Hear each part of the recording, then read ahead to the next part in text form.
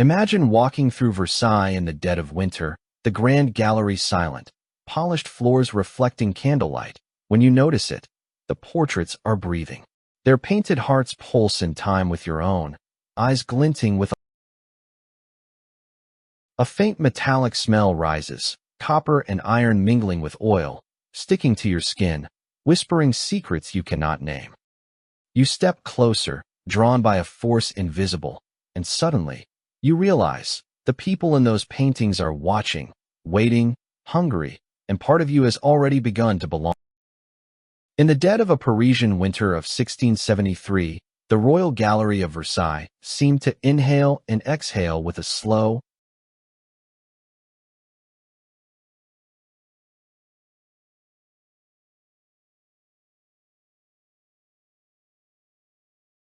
walls lined with gilded frames glistened as if freshly anointed, the surface of each portrait catching the candlelight in a way that made painted flesh appear moist, almost breathing. A faint metallic tang hung in the air, iron-tinged and sharp, so subtle that servants walking the corridors dismissed it as the scent of wax and cold stone. Yet those who paused to study the newest commissions felt it in their throat, a scent that lingered after they had left, pressing like an uninvited memory. The latest edition, a portrait of the king's cousin, radiated something different. It pulsed ever so slightly, a tiny quiver in the brushstrokes that made the painted heart seem alive, beating in sync with the hushed shiver of the gallery itself. Courtiers who ventured too close noticed a strange warmth emanating from the canvas, a heat that pressed against their palms and lingered in their chest long after they moved away. Shadows in the corners of the room seemed to stretch and lean, drawn toward the living paint, bending the edges of reality in subtle, disturbing ways. The silence between portraits was heavy, almost expectant, as if the walls themselves were listening and waiting for something that had not yet arrived. The floors creaked beneath careful steps, but the sound was swallowed immediately, leaving only the low, pulsing thrum of the portrait, a rhythm felt more than heard, deep in the marrow. Each figure painted by Monsieur Leclair seemed to carry a residue of the life that had once animated it, a lingering echo trapped in oils and egg yolk, colored by something darker, something that could not be named without a shiver. The king, distant yet ever present, passed through the gallery with measured steps, his gaze lingering longer than custom demanded, approving the silent power of the images without question. Servants rearranged candles to chase shadows, unaware that their efforts were pointless, that the gallery had its own will, moving darkness and light according to rules older than Versailles itself. Air in the gallery was thick, almost viscous, clinging to skin and cloth, heavy with the faint, sweet rot of life preserved unnaturally, a smell that suggested warmth and blood, and paint intermingled in a secret covenant. Courtiers reported vague sensations, though never aloud, of eyes following them in ways impossible for painted likenesses to achieve, of whispers brushing against the edge of hearing when no one else was near, as if the portraits themselves had begun to breathe sound. The newest canvas throbbed more insistently than the rest, its pulse subtle but inescapable, setting a cadence that made hearts accelerate and stall in unison, uncomfortably synchronized with something unseen. Even the most composed noble could not ignore the shift in the gallery, the way light and shadow and scent conspired to draw the body and mind into the portrait-esque gravity. Time became unreliable. Footsteps lingered longer than memory allowed, and the temperature seemed to rise in small, unnoticeable increments as if the gallery were testing the air, gauging the readiness of those who entered. By the hour of midnight, when the moon hung low over Versailles, silvering the edges of doors and windows, the pulse of the cousin's portrait was unmistakable, steady and deliberate, a heartbeat that resonated through floorboards and stone alike. Those who remained felt a strange dizziness, a tug at the mind, the sensation that the room itself had grown slightly smaller, more intimate, pressing close, enveloping them. Candles guttered and smoked, throwing long, irregular shadows that crept across painted eyes and lips, distorting the features with an uncanny liveliness. By the first hour of dawn, when cold light began to bleed through tall windows and the gallery seemed to sigh in relief. The metallic scent persisted, stubborn and intimate, a reminder that something had entered this space and refused to leave. The portraits had waited long, and now, beneath the quiet order of Versailles, something had awakened. Monsieur Leclair's chambers lay beneath the palace like a hidden heart, damp and narrow, scented with the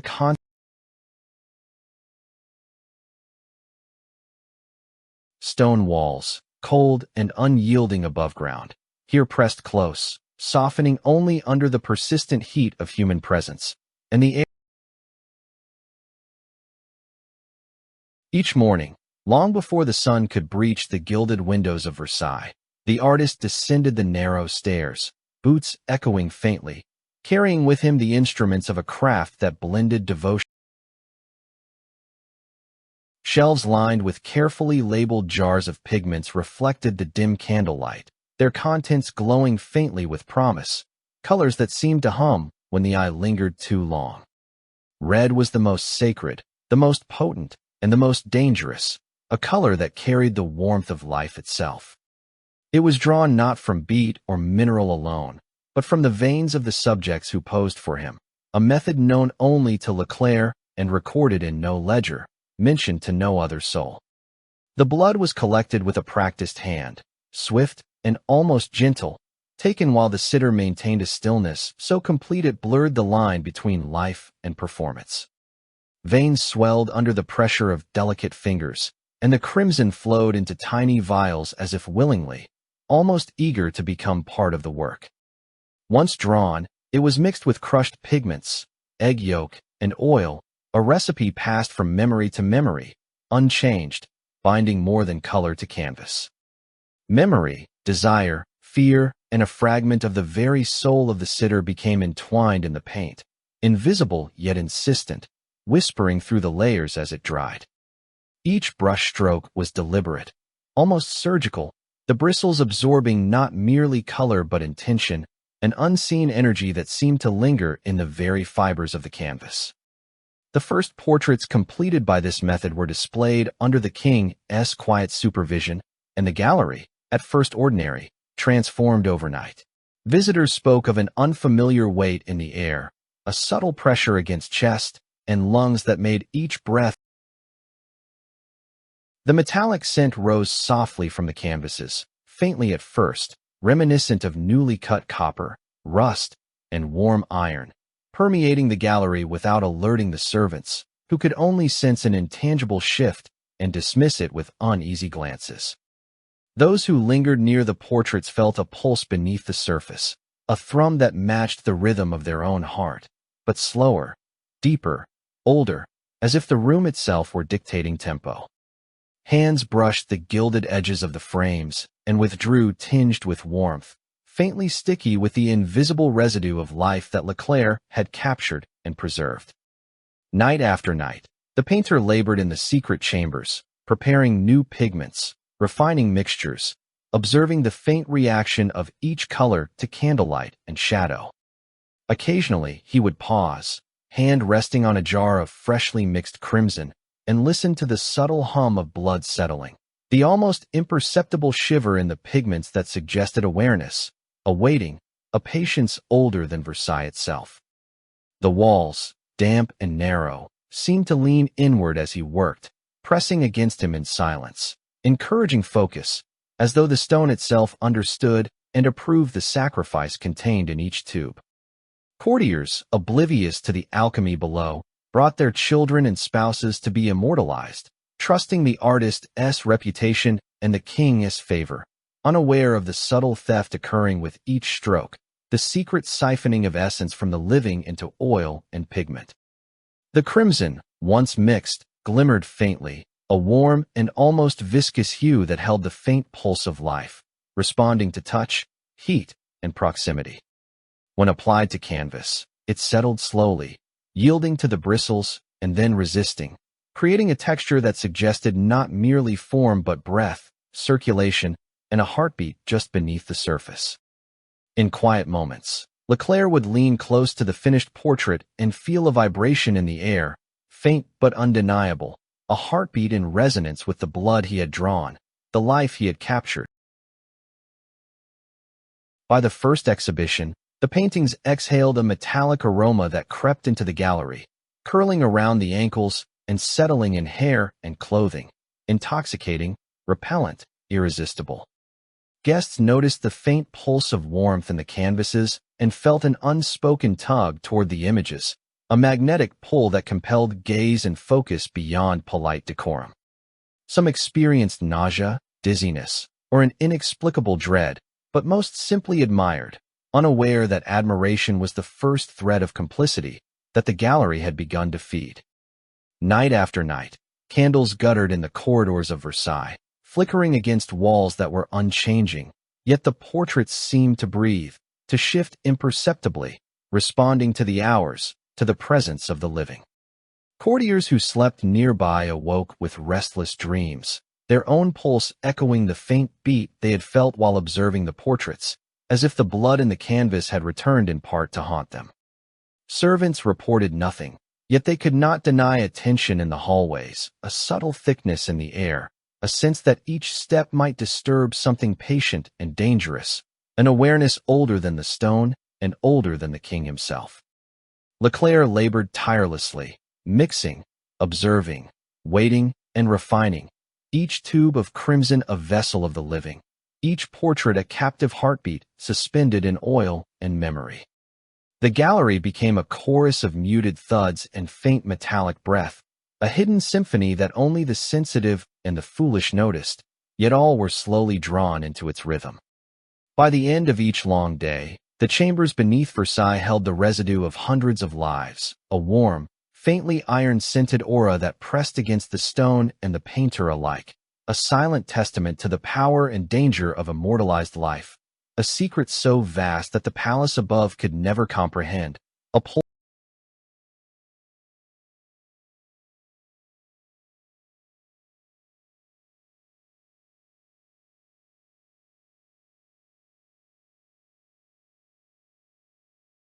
Courtiers began to notice the subtle, almost imperceptible shifts first in the shadows, the faint twitch of a painted eyelid, a quiver in a lip that could have been chalk dust settling or a trick of candlelight, but no one could deny the sensation once it had been observed.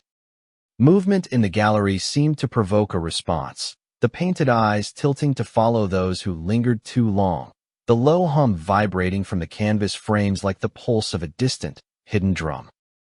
Some swore the eyes were warmer than mere oil could allow, that they exhaled a faint breath that pressed against the back of the neck and lingered in hair and clothing. Courtiers who spent the nights near the walls found sleep impossible, their minds unraveling slowly with each subtle thrum and whisper, a quiet insistence that refused to be. Some laughed, unexpectedly and without reason, their laughter hollow and too loud, echoing unnaturally in the long corridors, while others trembled as though grasped by unseen hands, shoulders heaving under weight no mortal could place. The gallery, once merely a display of elegance and power, became a space of compulsion and quiet terror, where the gaze of each visitor was ensnared by the portrait's silent, persistent consciousness. The king, however, walked among them with measured steps, faintly smiling, approving each shift, each twitch, each sigh as though they were marks of refinement rather than signs of disturbance. To him, the portraits were triumphs of taste, innovation, and subtle mastery, their effects on the living a proof of his own discernment, the silent subjugation of life beneath the varnish, a detail beneath notice. Those who tried to avoid the gaze of the paintings found it impossible. Eyes pursued them through the hall, heads tilted, lips parting in almost speech, a presence behind the painted surface that reached past the frame. Courtiers whispered privately, in corners and behind closed doors, about the strange sensations, the dizziness, the faint pulse that rose beneath the skin when in proximity to certain portraits. None could agree on a cause. The subtle metallic tang that had first been noted during the initial exhibition now clung to the air more persistently, curling into the nose and throat, leaving a lingering taste that was both familiar and repulsive, like warm iron and candle wax mixed with something undefinable, something alive. Sleep, when it came, was shallow, haunted by dreams of eyes peeling from canvases, of hands extending through frames to grip shoulders or clutch at ankles, of corridors that stretched beyond comprehension, winding infinitely through layers of painted walls. Some courtiers awoke with scratches along forearms, fingernail marks that could not be accounted for, fine red lines that disappeared in hours but left a memory of violation, a subtle proof that the paintings had been more than silent observers. Some slowly lost sense of day and night, wandering the corridors in a trance-like state, whispering to figures that remained perfectly still in their gilded frames, nodding as if conversing. Others laughed or wept without reason, their bodies shaking in the stillness, their minds teetering on thresholds that could not be named, their only companions the faint metallic pulse and the soft, insistent rhythm of painted hearts. Servants noticed these changes too, though they had no language to describe them. Candles guttered against the walls unevenly, throwing shadows that seemed to cling to the frames, thickening near certain portraits while receding near others, as though the room itself had begun to favor some images and ignore others. Floors creaked under careful steps, yet the sound rarely carried, absorbed by the weight of the gallery, leaving only the pulse, only the faint hum, only the presence that seemed to press inward from the paint. The king's faint smile, ever present, encouraged the portraits, made them bolder, more insistent. He walked slowly along the rows, hand brushing against the frames, as if to confirm their obedience, their vitality, their readiness to serve not merely as art, but as instruments of influence, subtle dominions over those who beheld them. Visitors who arrived later spoke of dizziness, of the faint smell of iron and oil, of a low hum that seemed to vibrate in their chests and spread through their bones. Some tried to leave quickly, but the path out seemed longer, hallways stretching imperceptibly, corners bending as if the building itself had joined the conspiracy of paint and blood. Eyes followed them relentlessly, and lips seemed to sigh at impossible moments, a sound barely audible yet deeply disturbing, the ghost of speech trapped within each layer of pigment. By the hour before dawn, the gallery was filled with restless figures, courtiers pacing, servants shuffling cautiously, all under the subtle dominance of painted hearts and oil-bound life. Even those who slept on couches beneath the windows woke with trembling, senses attuned to the faintest pulse, the softest quiver. Nothing was overt, nothing exploded into violence, yet the psychological weight was undeniable, accumulative, inexorable, a slow erosion of confidence and equilibrium. Over weeks, the gallery's reputation shifted in whispers, subtle reports of insomnia, inexplicable laughter, moments of vertigo. Yet the king continued to smile, quietly approving each effect, seeing the gallery as a triumph not of horror, but of artistry, a proof that life could be captured, bent, and directed by the skilled hand. The portraits pulsed still, faintly, consistently, a slow, deliberate thrum that reminded each visitor that they were not merely observers but participants, vessels in the quiet machinery of Monsieur Leclair's genius. And in the depth of the night, when the palace lay silent beyond the gallery doors, the painted hearts continued their rhythm, a beat that neither candlelight nor human comprehension could fully contain.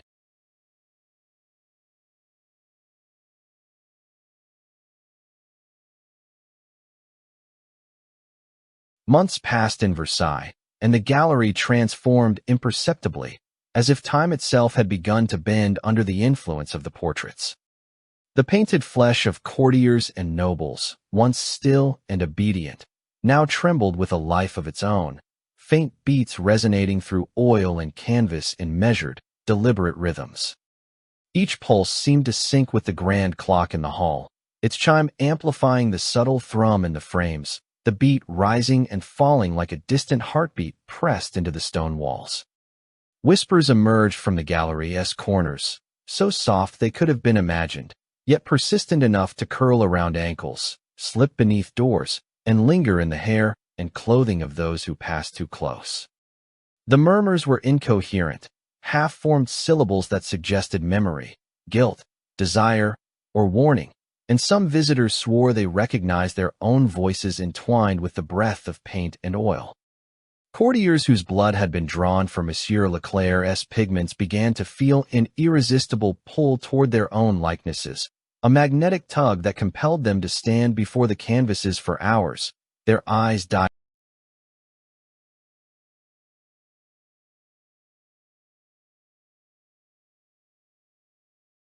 In these long moments, the pulse of the portraits seemed to quicken in response, the painted hearts thumping in unison with the fear, fascination, or obsession of the observer. Servants, who had once moved silently and unnoticed through the gallery, began discovering fine scratches along the gilded frames, minute etchings almost invisible unless one looked closely, as if fingernails.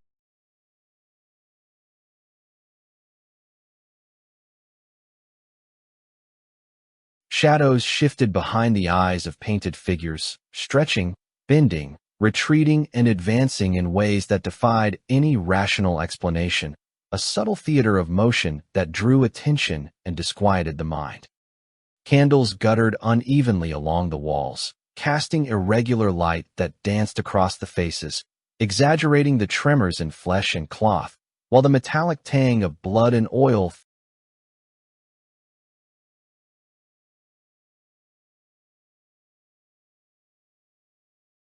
The gallery was no longer a display of elegance. It had become a vessel, a prison for a secret chorus of life, each portrait a member of a silent orchestra that played in frequencies too low for ordinary comprehension, yet powerful enough. Those who lingered too long reported dizziness, vertigo, or a faint humming in their ears that matched the rhythm of the portrait.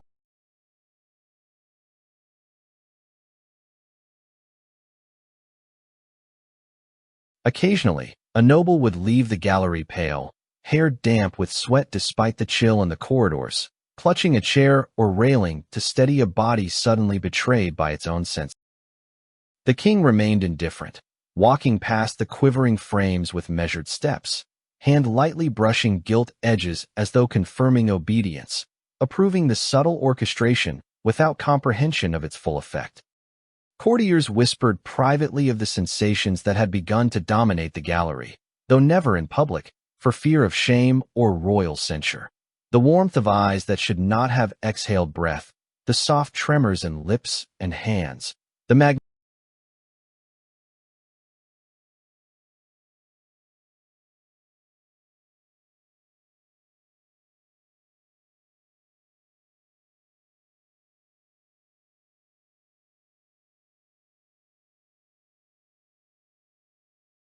the faint whispering seemed to respond to attention, forming patterns, accelerating when focus was intense, retreating when disinterest crept in, as if the gallery itself were aware, a living organism of stone, oil, and blood, managing its audience.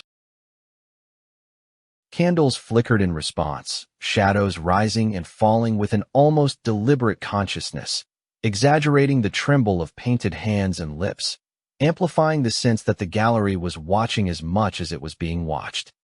The floors, polished marble beneath the feet of courtiers, seemed warmer in places, subtle yet undeniable, carrying the faint resonance of pulse and vibration, as though the rhythm of life trapped in pigment had seeped into the very foundation of Versailles. Servants reported doors clicking closed unbidden, drafts that could not exist, and occasional chills that ran along the spine, unlinked to temperature, as if the gallery itself breathed, inhaling presence, exhaling influence.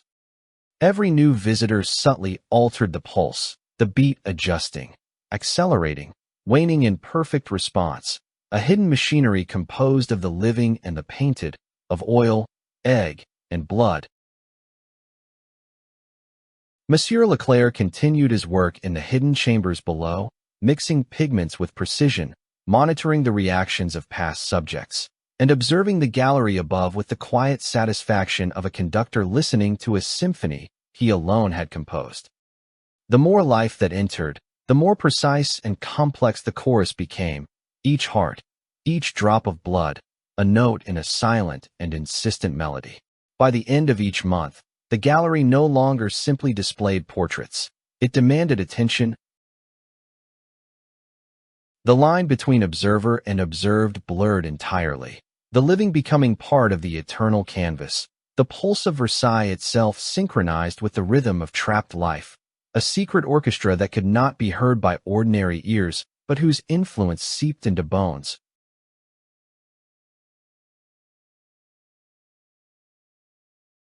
The gallery, once decorative, had become a labyrinth of living paint, a prison without walls, a cathedral of obsessions that breathed, whispered, pulsed, and waited, silently growing stronger with each heartbeat given willingly or drawn unknowingly into the pigments that held the secret of life beneath varnish. Monsieur Leclair vanished in the early months of 1674, leaving behind nothing more than ciphered notes scribbled on parchment, their meaning elusive and obscured by layers of personal code. The palace staff discovered them haphazardly, folded into drawers or tucked behind gilded frames, the ink still faintly tinged with iron, the letters curling slightly as though alive. No scholar, no linguist, no court scribe could unravel the messages entirely. Fragments suggested recipes, timings, and instructions for pigment preparation, but the rest dissolved into symbols and lines that resisted translation, leaving an impression of. In his absence, the king commissioned additional portraits, each new subject more ambitious than the last, unaware or perhaps indifferent to the subtle malice that had begun to seep through the gallery. The latest works, dukes, duchesses, generals, and courtiers, shared the same restless pulse as those painted before, their eyes shifting imperceptibly, lips trembling, faint breaths pressing outward from canvas and frame alike. Those who had already posed for Leclair's previous works appeared altered, their mannerisms twitching unnaturally, hands jerking with minute repetitions of gestures depicted in paint, eyes darting toward their likenesses as if obeying commands beyond consciousness. Courtiers who remained in proximity to the gallery for extended periods were transformed slowly, almost imperceptibly at first, the living bodies merging with their painted doubles until distinctions blurred. Walks through the corridors became exercises in obsession. One would glimpse a familiar tilt of a shoulder in oil and find the same tilt unconsciously mirrored in flesh, a minor synchronization that escalated over weeks into complete mimicry of posture, expression, and gesture. Sleep was an uneven refuge. Those who spent nights beside the living portraits awoke drained, bodies hollowed, a cold emptiness gnawing at their core. Dreams were replaced entirely by corridors of painted eyes, endless galleries stretching into impossible geometries, the faces shifting with silent judgment, whispering accusations. Some visitors reported faint scratches along their own skin upon waking, tiny marks that mirrored the minute abrasions found along frames, as if the gallery had inscribed memory onto flesh. The metallic tang of blood and oil remained ever present in the air, thickening near certain works, a subtle and constant reminder that the paint was not merely pigment but repository, a vessel for life. Rumors, whispered in quiet corners, spread faster than candlelight. Courtiers who lingered too long before their own portraits returned pale and tremulous, faces slack, hands uncertain, eyes distant, as if their own spirits had been divided between the canvas and the living body. Children visiting with their parents recoiled at the gallery, their small hands instinctively gripping edges of chairs or railings, noses wrinkling against a faint metallic odor that seemed to emanate from the walls themselves, from the very air, a presence tangible. Servants noticed patterns in the tremors and shivers that overtook the regulars, a minor scratch here, a faint twitch there, lips parting in unspoken sighs when no wind stirred the gallery, eyes turning toward frames in anticipation of unseen commands.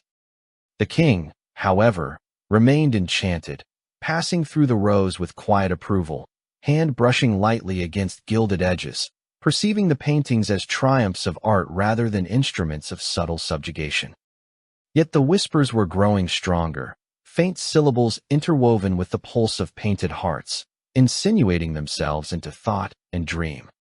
Every newly completed portrait reinforced the gallery's latent power, a growing network of life suspended in oil, each heartbeat, each drop of blood absorbed into pigment, adding to the weight of influence pressing outward.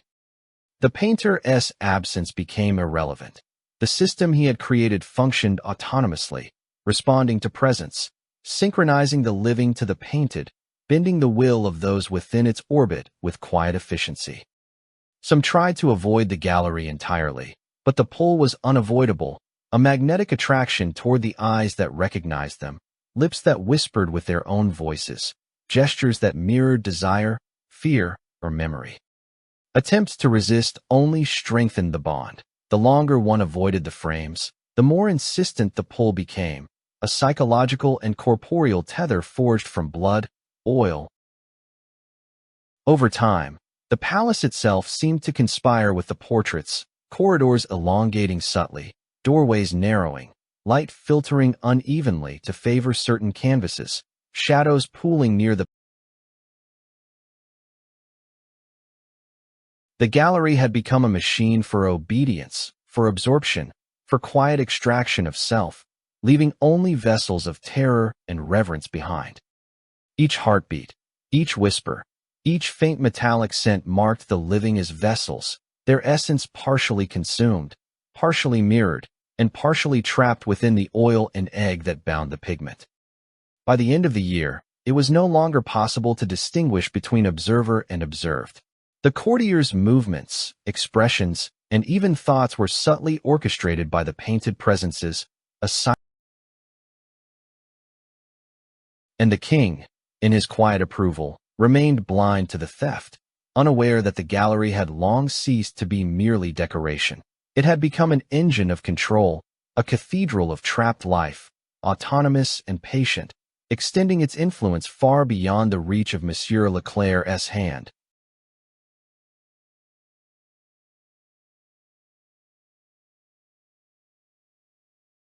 By the winter of 1676, the gallery of Versailles had been sealed, the great doors bolted and barred on the orders of ministers who claimed it unsafe, a danger to mind and body alike.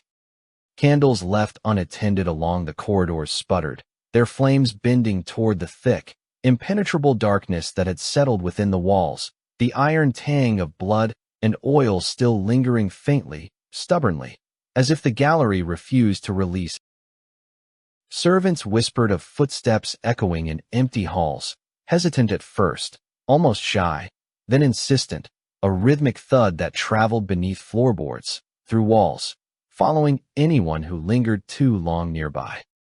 Doors closed without wind, locks rattled under invisible pressure, and shadows pulled and shifted, forming shapes half familiar, half alien, as if the painted courtiers had stepped out of their frames, lingering just beyond vision.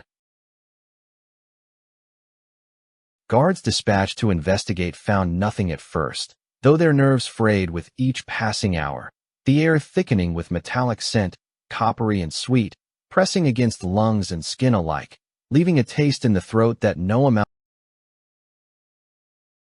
Then, on a night cloaked in frost and fog, a detachment forced entry into the gallery, torches blazing, polished marble gleaming dimly under wavering flame. The scene that greeted them was beyond comprehension. The canvases hung askew, their subjects unrecognizable, eyes gouged or absent, paint smeared across walls in violent streaks, deep crimson and ochre blending into one another like coagulated blood, forming grotesque.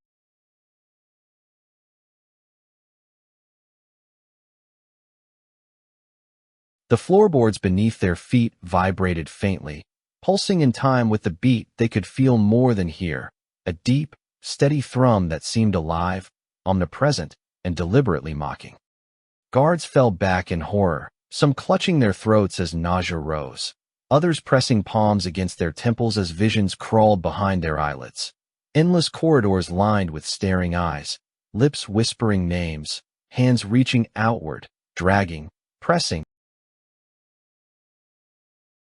Many vomited, some collapsed, and none could speak clearly, their voices swallowed by the oppressive, rhythmic pulse that resonated through the gallery and into bone.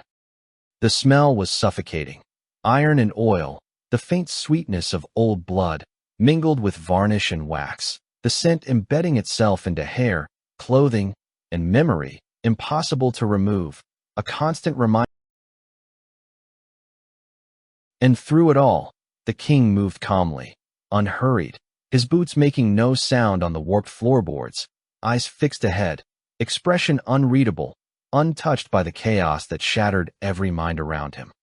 The beat followed him, slow and deliberate, yet somehow perfectly in sync with his steps, a pulse that seemed congratulatory, intimate, and infinitely patient. Those who had once posed for Monsieur Leclair's brush, whose blood had been incorporated into pigments, now found themselves among the living wreckage of the gallery, faces pale and hollow, their bodies trembling as if drawn toward the smears on the walls, yet never able to approach fully.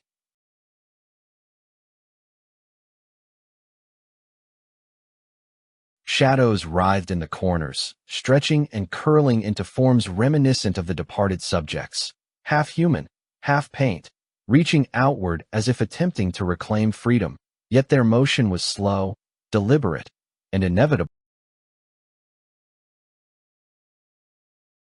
The gallery had become autonomous, a living organism of pigment, varnish, and varnished blood, its will separate from that of any painter or observer, capable of reshaping the space, guiding perception, and imposing order upon the living with meticulous, patient cruelty.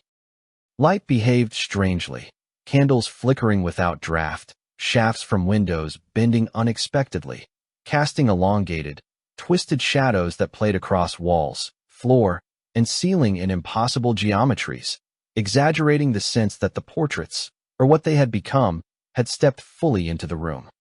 Attempts to flee were futile. Each person felt an invisible tether pulling them toward the center, toward the smudged remnants of the painted faces, toward the pulse beneath the floorboards that matched the rhythm of their own terrified hearts, accelerating and slowing in mock sympathy. In the midst of the ruin and chaos, the king alone remained unaffected, stepping lightly, measuring each footfall, hand brushing faintly against the warped remnants of gilded frames, as if greeting old acquaintances. The pulse beneath his feet throbbed deliberately, a quiet, approving rhythm that suggested understanding, complicity, or perhaps absolute control. As dawn approached, the surviving guards and servants had been reduced to incoherence, murmuring names of the lost, clutching empty air where painted hands had seemed to grasp, shadows flickering across their vision, echoing the gallery's silent orchestra. Yet the king exited the hall unbowed, unshaken, and behind him the pulse persisted, steady and imperious, the gallery's secret heartbeat continuing its slow, relentless rhythm. The portraits had not vanished, nor had the life Monsieur Leclair had harvested and bound into pigment disappeared. They had merely chosen a new host, the gallery itself, the palace floors, the very air of Versailles, spreading their influence into stone, wood, and breath, patient, omnipresent, and eternal, an inheritance of terror and obedience far beyond the reach of mortal comprehension.